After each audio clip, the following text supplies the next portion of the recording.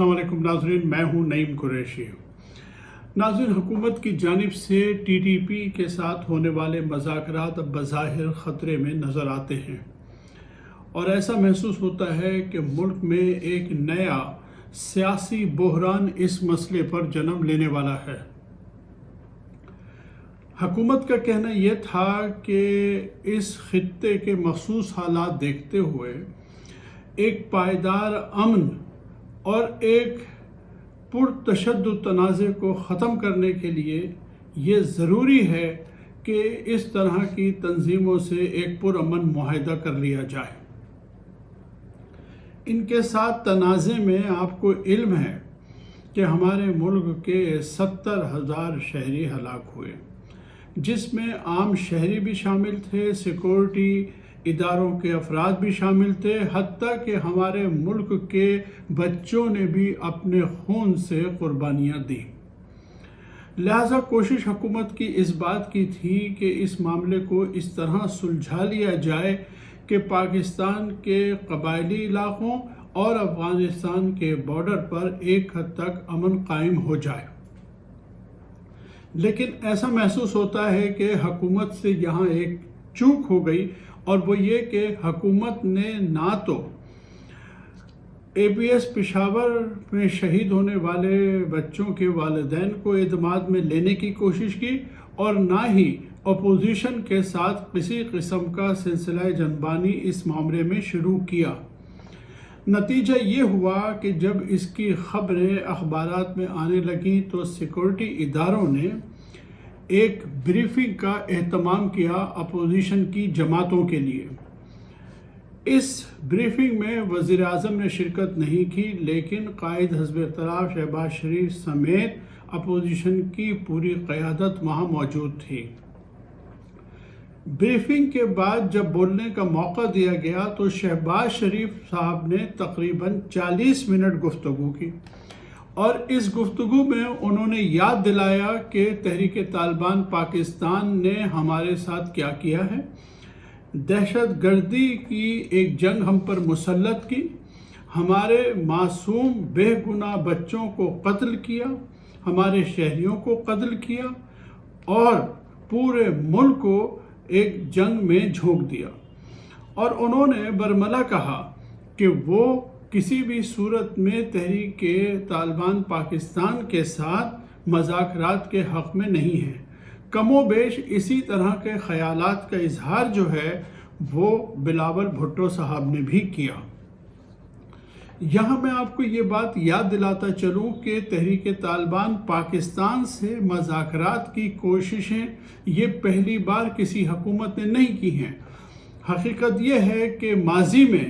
چونکہ یہ جنگ ایک طویل عرصے پر محیط تھی، یہ جنگ نواز شریف صاحب کے زمانے میں بھی تھی، یہ جنگ یوسف رضا گیلانی صاحب کی جنگ میں بھی لڑی جا رہی تھی۔ نواز شریف صاحب نے بھی کراچی میں ایئرپورٹ پر حملے کے بعد تحریک طالبان پاکستان سے مذاکرات کی کوششیں کی تھی، لیکن وہ مذاکرات کسی حتمی نتیجے پر پہنچنے میں ناکام ہو گئے۔ دوسری طرف یوسف رضا گیلانی نے بھی اس بات کی کوشش کی تھی، حتیٰ کہ انہوں نے تحریک طالبان پاکستان کے ساتھ ایک خفیہ معاہدے کی بھی کوشش کی، لیکن یہ دونوں معاہدے ناکام ہو گئے اور تحریک طالبان پاکستان کے پاکستان میں حملے جاری رہے،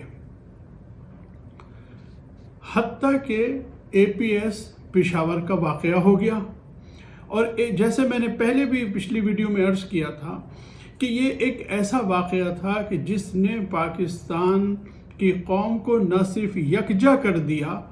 بلکہ پاکستان کے سیکورٹی اداروں کو اس بات کا یقین ہو گیا کہ تحریک طالبان پاکستان کے ساتھ صرف طاقت کے ساتھ ہی لڑا جا سکتا ہے اور انہیں طاقت کی زبان میں ہی جواب دیا جانا چاہیے، جس کے نتیجے میں یہ ہوا کہ وزیرستان میں ایک بہت بڑا آپریشن کیا گیا جسے ضرب عضب کا نام دیا گیا، اور اس آپریشن کے نتیجے میں ہمارے سیکورٹی اداروں کے جوانوں نے بہت قربانیاں دیں، لیکن تحریک طالبان پاکستان کے یہاں سے قدم اکھاڑ دیے، اور ٹی ٹی پی کے جو بڑے نمایاں رہنما تھے، جو بڑے دہشت گرد تھے، انہیں پاکستان یا تو ہلاک کر دیا یا پھر پاکستان سے بھاگنے پر مجبور کر دیا،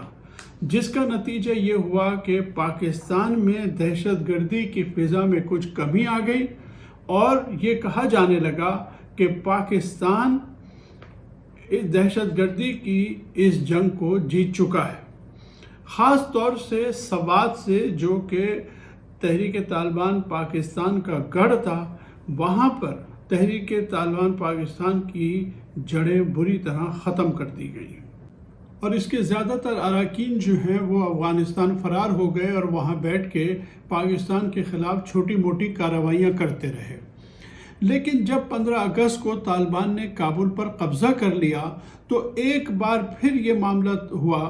کہ کسی بھی طرح پاکستان اور تحریک طالبان کے درمیان معاملات کو حل کرا دیا جائے۔ لہٰذا طالبان نے جو ہے یہ آفر کی کہ وہ اس کی ضمانت دیں گے کہ تحریک طالبان پاکستان جو ہے افغانستان کی سرزمین پاکستان کے خلاف استعمال نہیں کریں گے، لہٰذا اگر مذاکرات سے یہ مسئلہ حل ہو جائے۔ پاکستانی حکام اس پر تیار ہو گئے، اور ان مذاکرات کی پہلی میٹنگ ہوئی کابل میں، جس میں کچھ ارکان ٹی ٹی پی کے تھے اور کچھ پاکستانی حکام نے شرکت کی۔ اس کے بعد 2 مزید میٹنگز یا 2 مزید اجلاس جو ہیں وہ افغانستان کے صوبے خوست میں ہوئے، اور جب امن عمل میں حائل رکاوٹوں کو دور کر دیا گیا تو پھر کچھ باتیں طے کی گئی۔ اس سے پہلے یہ بتاتا چلوں کہ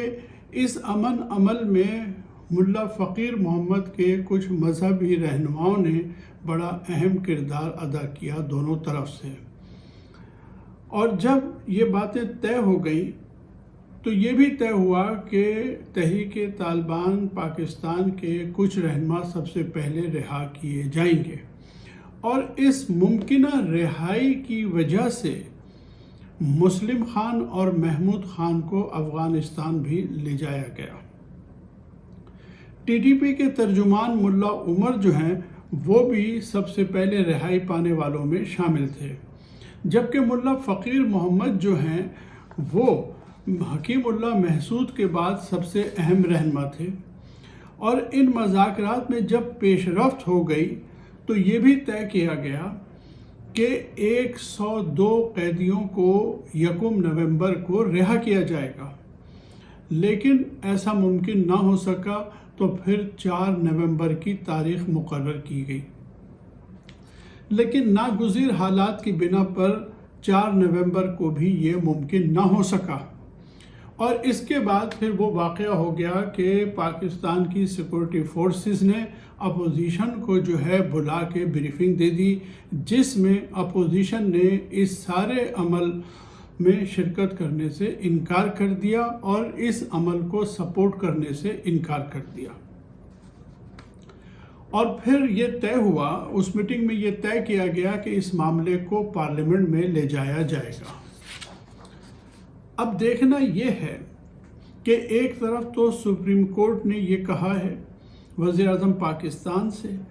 کہ آپ اے پی ایس پشاور میں جو بچے شہید ہوئے ان کے والدین سے ملیں، ان کو اطمینان دلائیں، پاکستان میں جن لوگوں کو وہ ذمہ دار سمجھتے ہیں ان کے خلاف مقدمات قائم کیے جائیں، اور دوسری طرف اپوزیشن کے ساتھ بیٹھ کے ایک نیشنل کنسنسس ڈیولپ کریں کہ ان کے ساتھ مذاکرات کس شکل میں ہونے چاہیے۔ اب دیکھنا یہ ہے کہ پارلیمنٹ میں ہماری سیاسی قیادت جو ہے وہ کس وزڈم کا مظاہرہ کرتی ہے۔ ملک کے مفاد کا تقاضا تو یہ ہے کہ تمام سیاسی قیادت اپنے ذاتی مفادات سے بالاتر ہو کر، اپنے پارٹی مفادات سے بالاتر ہو کر، قوم کے عظیم تر مفاد میں، ملک کے عظیم تر مفاد میں، لوگوں کے جذبات کو ملحوظ خاطر رکھ کر کوئی ایسا فیصلہ کریں کہ جس سے ہمارے ملک میں مستقل بنیادوں پر امن بھی قائم ہو جائے اور پاکستان کی ریاست کی رٹ بھی ہر موقع پر قائم رہے۔ ناظرین، آج تک کے لیے اتنا ہی۔ اگلی ویڈیو تک کے لیے اجازت دیجیے۔ اللہ حافظ۔